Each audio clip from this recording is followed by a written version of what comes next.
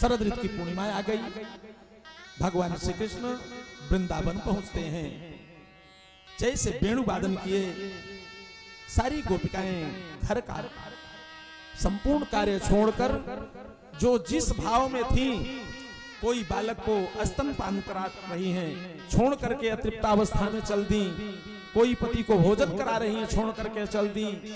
जो जिस भाव से हैं, जिस स्थिति में है, उसी भाव में सीधे पहुंच गई वृंदावन।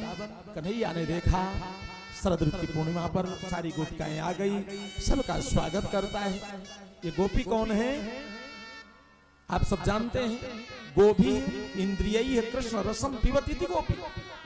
प्रत्येक इंद्रियों से जो कृष्ण रस का पान करे, अर्थात विशुद्ध जीवात्मा, जिनके जीवन में किसी प्रकार का विकार नहीं, उन समस्त गोपियाओं के साथ भगवान श्री कृष्ण नित्य करते हैं, महाराज का आनंद प्रदान कर रहे हैं। प्रत्येक गोपियों को ये लगता है कि कन्हैया केवल और केवल मेरे साथ है और मेरे साथ नृत्य कर रहा है।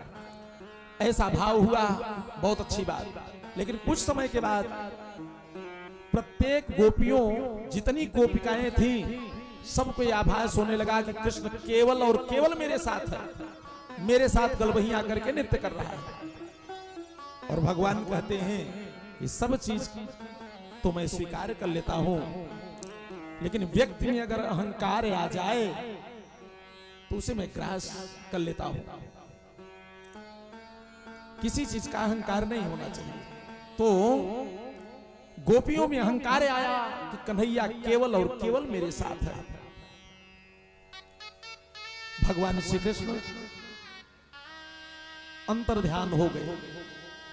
एक सखी का वर्णन आया है, राधा जी का नाम नहीं लिया गया। श्रीमद् भागवत महापुराण में परमहंस श्री सुखदेव जी महाराज एक सखी ऐसा कह करके संबोधित करते हैं, राधा शब्द का उच्चारण नहीं करते। क्यों?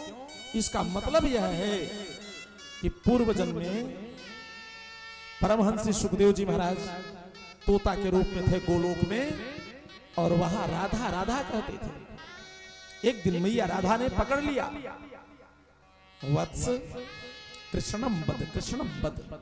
राधा नहीं, कृष्ण बोलो। गुरु मंत्र दे दी, और जब गुरु मंत्र दे दी तो गुरु हो गई, और गुरु का नाम नहीं लेना चाहिए। तो महाराज परीक्षित को कथा श्रवण पान कराते हैं, लेकिन राधा शब्द का उच्चारण नहीं करते। एक सखी ऐसा संकेत करके कहते